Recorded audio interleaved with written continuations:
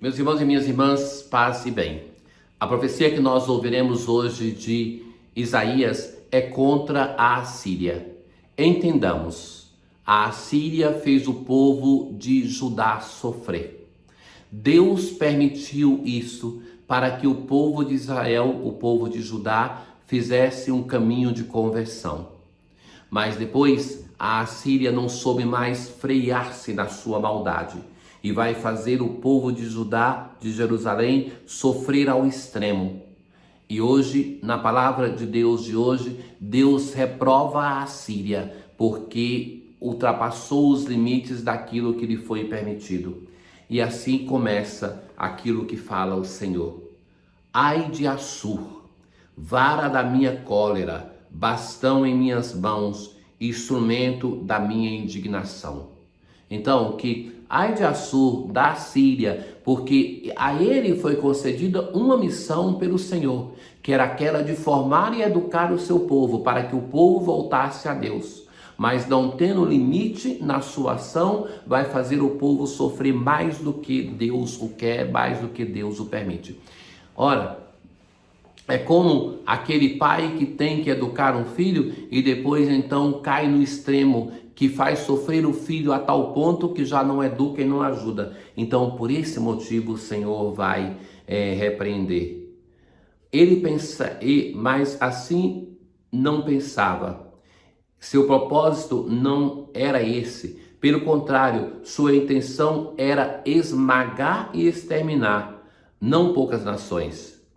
Pois diz o rei da Assíria, o próprio rei que está fazendo o povo de Jerusalém sofrer: realizei isso pela força da minha mão e com a minha sagacidade. Ou seja, já ele retira da ação Deus e atribui tudo a si. Minha mão espalmou como ninho a riqueza dos povos. Assim, ajuntei eu os povos da terra. Então, tudo o rei da Síria falando que eu fiz. Aí, então, as perguntas que Deus faz são interessantes no final. Mas acaso gloria-se o machado em detrimento do lenhador? Ou seja, o machado, que foi instrumento, ele pode se gloriar e dizer que o lenhador não fez nada? Somente porque ele corta?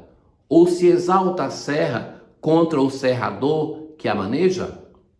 Como se a vara movesse a quem a levasse e não o contrário, que ela não seja movida, mas que ela estivesse movendo? Ou seja, que o rei da Assíria é como o machado que está considerando o lenhador, que é Deus, como menos importante, como a serra que considera o serrador menos importante, como a vara que considera que aquele que a usa é menos importante.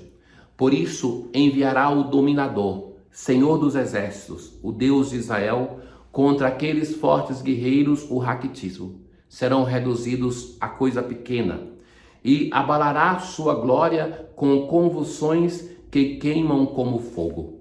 Então, o Senhor dá um basta àquele sofrimento que o povo da Assíria está impondo aos seus filhos de Israel. E o Deus que tinha permitido a eles invadir, fazer sofrer de algum modo, para que o povo reconduzisse a si mesmo até Deus voltasse ao seu Senhor, agora não aceita, dá um basta.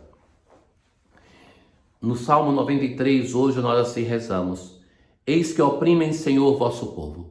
É a súplica de quem está sofrendo e por força de um outro povo que invade e que suplica ao Senhor que tenha misericórdia. E humilham a vossa herança. Então o salmista apresenta o povo de Israel como o povo de Deus, como a herança de Deus. Estrangeiros e viúva trucidam e assassinam o pobre e o órfão. São esses aqui aqueles que devem ser mais protegidos em Israel. E são aqueles que estão mais sofrendo: o estrangeiro, a viúva, o pobre e o órfão. Eles dizem: o Senhor não nos vê. Então, que estão ali para invadir, para destruir, estão dizendo: Deus não nos vê. Então, nós podemos fazer com Jerusalém o que nós queremos. Com o povo de Deus, podemos fazer o que queremos. E o Deus de Jacó não percebe.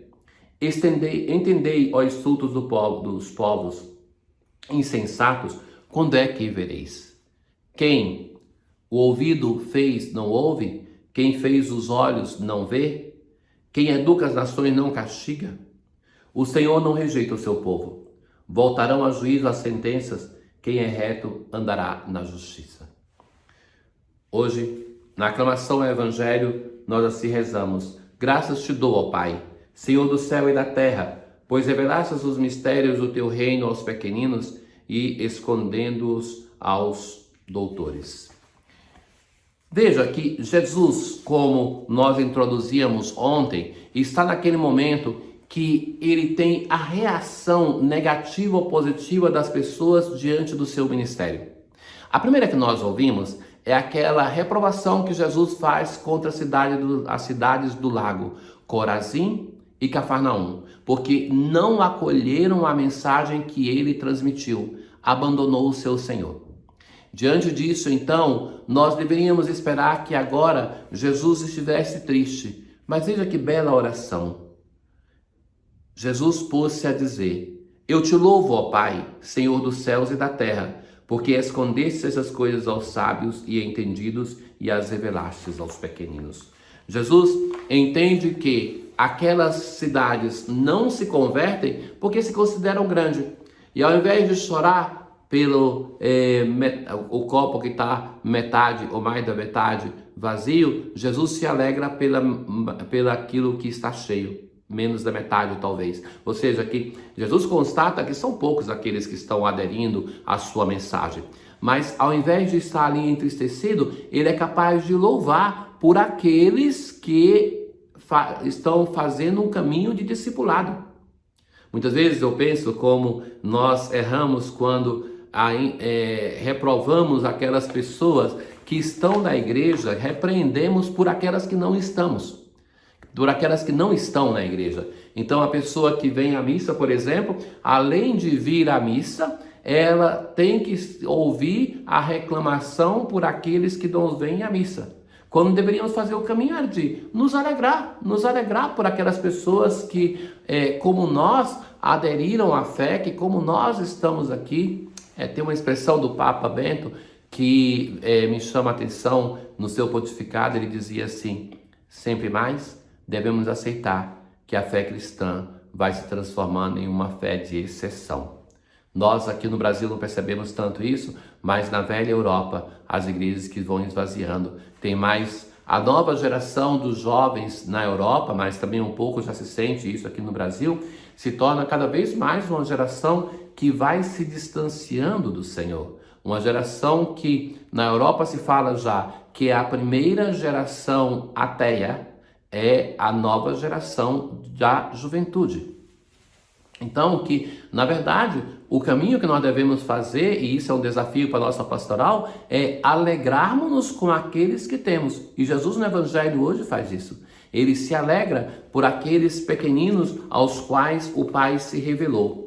Mas continua: sim, Pai, porque assim foi do teu agrado. É o agrado do Pai, a alegria do Pai, a alegria de Jesus deve ser a nossa alegria. Tudo me foi entregue por meu Pai, e ninguém conhece o Pai senão o Filho conhece o Filho senão o Pai, e ninguém conhece o Pai senão o Filho e aquele a quem o Filho quiser revelar. Deus quis revelar, Jesus quis revelar este Pai ali em Corazim, em Cafarnaum, mas eles não acolheram. Porque para acolher a palavra de Deus, nós precisamos ter um coração humilde, um coração de quem é pequeno, de quem, como uma criança, acolhe e se alegra com a mensagem de salvação de nosso Senhor Jesus Cristo, que não nos promete uma recompensa fácil neste mundo, mas nos promete algo muito mais precioso, um tesouro que nem a traça, nem a ferrugem poderá destruir, que é a vida imortal, que é a vida com o nosso Deus nos céus. Hoje, na antífona da comunhão, nós assim rezamos: quem come a minha carne e bebe o meu sangue, permanece em mim e eu nele, diz o Senhor. Uma citação de João capítulo 6, já conhecido por nós no tempo pascal. Ou seja, a Eucaristia nos dá essa pertença, essa comunhão com o Senhor que nada poderá nos tirar. Então, que esse é o caminho de união que nós fazemos na escuta da palavra, na união com a Assembleia e de modo especial na recepção da Eucaristia que nos coloca em comunhão com Ele. Tenham todos um bom dia. O Senhor esteja convosco, Ele está no meio de nós. Abençoe-vos o Deus Todo-Poderoso, o Pai, o Filho e o Espírito Santo. Paz.